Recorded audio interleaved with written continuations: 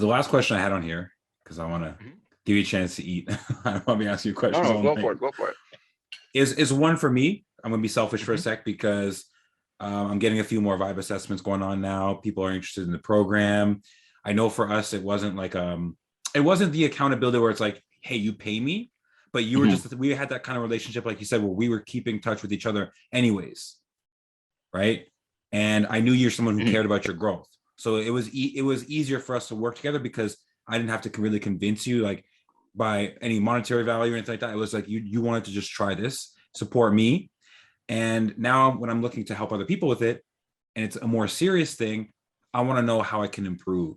Like which things, if there are any shortcomings of the program or anything that I should tighten up and fix before I go and sell this package to people, right?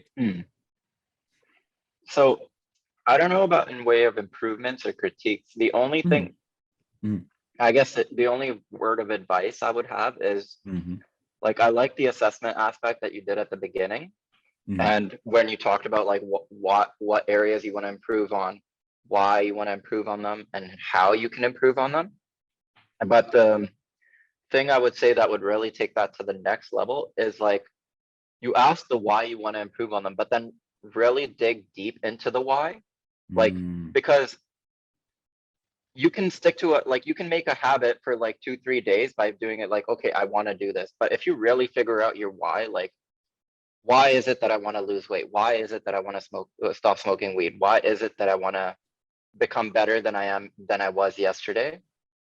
If you have that why, there's no, like, you're gonna get through it, through the shitty days, through the days you really don't want to do what it is you're meant to be doing. So I think in that sense, if you can really dig deep and get that person to like find out their why, it doesn't even have to be that one day because it takes a while.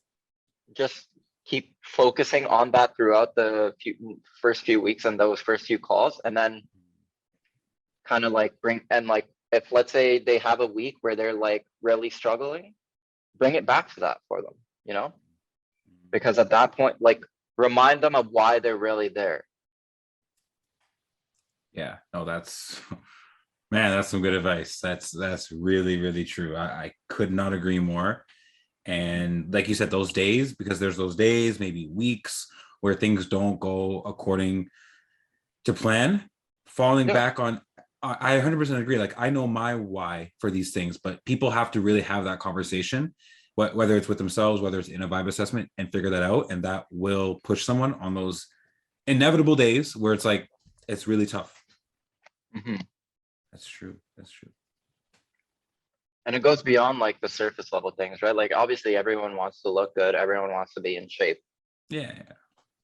But what is it that like, is it something like in the sense of like, do you want to be there to see your grandchildren and play with your grandchildren and be able to like put them on your back and whatever, or stuff like that, right? Or like, if someone's more focused on an entrepreneurial mindset, what is their why? Like, you want to make sure that you have that financial freedom to travel, or it's your why, you want to make sure that your kids never have to worry about the things that maybe you had to worry about growing up, stuff like that, right? Yeah.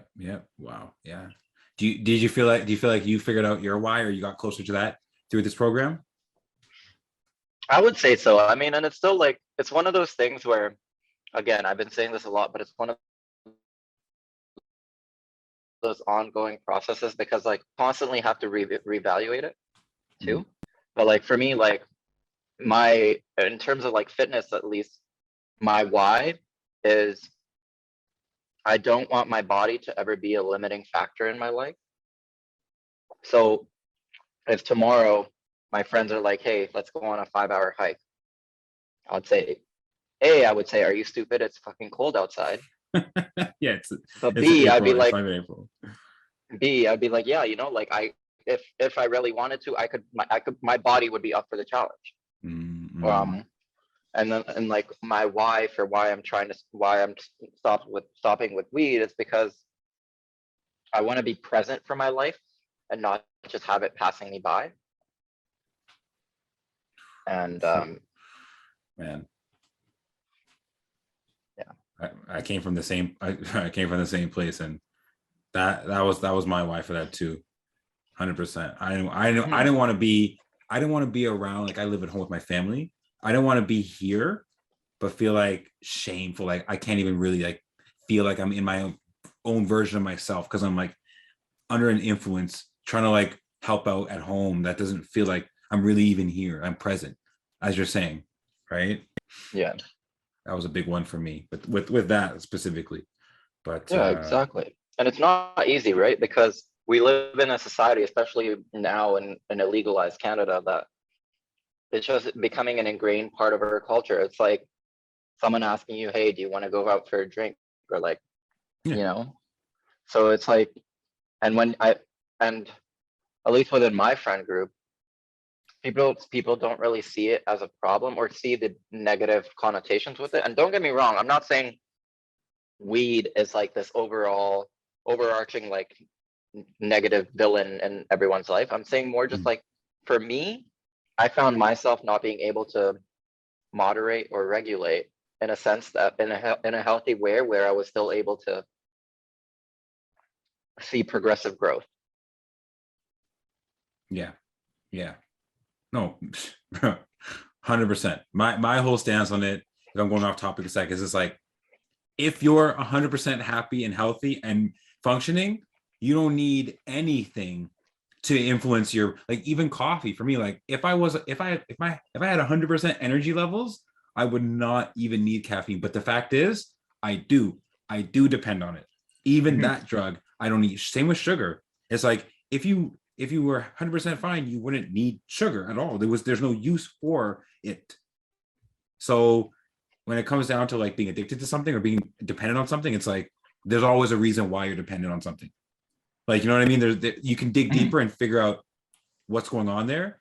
So people kind of justify things. Even I'll justify coffee and say, yeah, I'm an adult. Haha, haha, bro. I drink coffee. I'm an adult. That's adulting. It's like, no, there's more than that. You know what I mean? So if you're completely like happy in your life and Yeah. you're emotionally good, it's like you don't really need. You could just sit in that, and there's benefits to just sitting in that because then, like you said earlier, it's like your mind is like easier to like work with you, body like it's a Mhm. snowball up or down. Honestly, Yeah, exactly. that's my Yeah. view. You know. No, I totally agree with that. Yeah. And like it's one of those things where it's like you got to figure out what works for you Mm, and not just what works for you, you have to analyze like because while I was like not in the last 2 years, but I was smoking 6 years straight. In the first 4 years, if same. someone asked me like, hey, like how's your life going? I'd be like, it's great. I'm happy. I'm like and like how's your life with weed going, right? Like I'd be like, yeah, it's great. Like I'm happy. It helps me sleep. It makes me eat well. It makes me eat a healthy amount where I'm still working out and stuff and all that stuff. But um lockdown and just being by myself so much kind of like put me in that introspective like Mm-hmm. I was on the outside looking in at my own life kind of like on a day-to-day basis and I was just like wow. 100%. Yeah, lockdown did that for me too, man. Mhm. I picked up smoking again in lockdown, even though I had my podcast starting. I was like, you know what? I'm gonna now smoke as a reward. At the end of the day, I'm gonna do my day, reward myself with a joint, and I'll drink some wine too. I'll drink a glass or two of wine. So I was just posted up at the end of the night. I'd have so much creativity and be like, let me think about all these ideas. But then I had to come back and be like, wow, like I'm going back to these things, and now I feel like I'm using them to like be creative, but I don't need that. Plus, I'm not working. So really, I'm spending my money and it's not cheap smoking joints, bro. No, it's Not cheap not. smoking joints. So it's like I had to come to that realization. Like I came right back to like the occasional. I think I made a whole Mhm. I made a whole podcast about this. Like I came from like not smoking, occasional, hardcore, super hardcore, back to occasional. And when lockdown came, and then went back down to nothing. It's like Yeah. I had to find my way back to the beginning. Um, I know we're going on a tangent, but at least we really both can have a conversation now about what it's like to be on, at least on the other side for the time being of that, right? And hopefully going forward, we both understand why we're doing this, like why we both don't want to smoke weed. You know what I mean? Yeah, exactly. And it's fun. Yeah, for sure. Because I remember I think 2020 you were doing your no sip, no smoke September, was it? Yeah. And we had that conversation. I'm like, man, I don't even think I could go a week, Oh, I let alone a month. remember that. I remember. Yeah. Um, and like, Wow, that's and there's so crazy. many people in my life that I know that would say those exact same words, like, oh, I can't go a month. Me too. Me too. My friend, my Um, closest friend group, same thing. funny thing is, towards the end of that month, September 25th, 2020, I had my 2 wisdom teeth removed and I wasn't supposed to smoke for 2 days. So from that, I was like, let me just see how long I can keep this going. So I was like, let me see if I can make it to a week. And then that week was a roller coaster of emotions and shit. I'm like, okay, let me see how long I can just keep this going. I ended up going 6 weeks. Not bad. Not So I did bad. more than a month initially. And then after the 6 weeks, I was like, okay, let me just try being a weekend smoker or something. And then like it Weekend smoker. was a quick and slippery slope right back to daily smoking after that. Bro, anyone who says cannabis is not addictive, tell them to shut up because it is. Mhm. Like, okay, it doesn't have physically addictive compounds in it. Okay, but physiologically is sometimes all you need. Like that's so much more important. That's why people get addicted to sugar because like okay, sugar physically as well, but it's like the physiological, like the mental part of it is all you need to get addicted to a substance because Mhm. you start justifying why you need it. Oh, because it helps me with this. Because it you know what I mean? Anything that releases dopamine can be addictive. Bro, Anything. gambling, porn, sex, anything. Yeah, yeah. Because it's one of So those things where it's like if you make it the reward for your routine, then that reward is releasing dopamine, and then your brain starts looking forward to that. So, and then your brain's like, hey, this is great, give me more of this. So then it becomes like, but every time you do it, the dopamine effect is smaller and smaller. So you keep chasing that first high where mm, the dopamine spike was here, mm, and you never get it. So you're just like, oh, let me smoke more. yeah, I smoked, and before I would only need to smoke once a day. Now I'm like, oh, I smoked 2 hours ago. Let me smoke again. bro. I was lining up bowls in a piece of paper for the day. Don't fucking.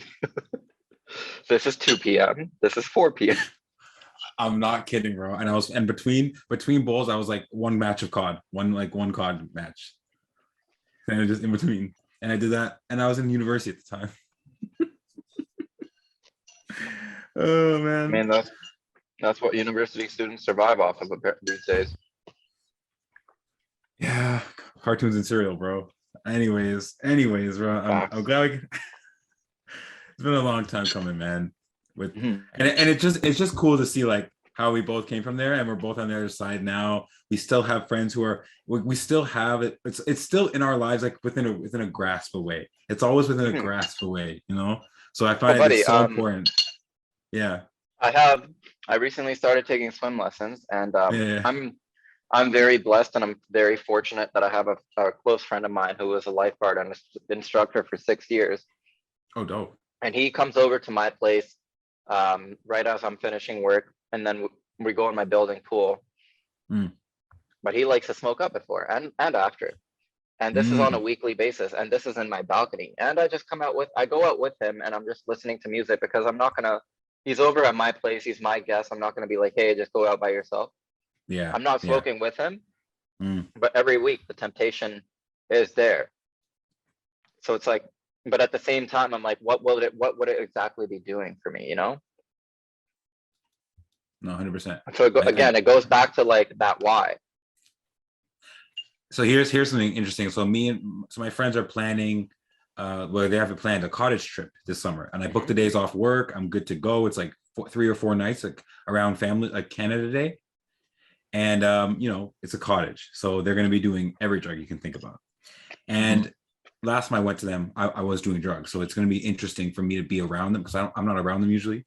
And in this situation, it's gonna be like I'm gonna be the sober Sally or whatever. But like my why when I go there is not like my goal is to not like resist the temptation, bro.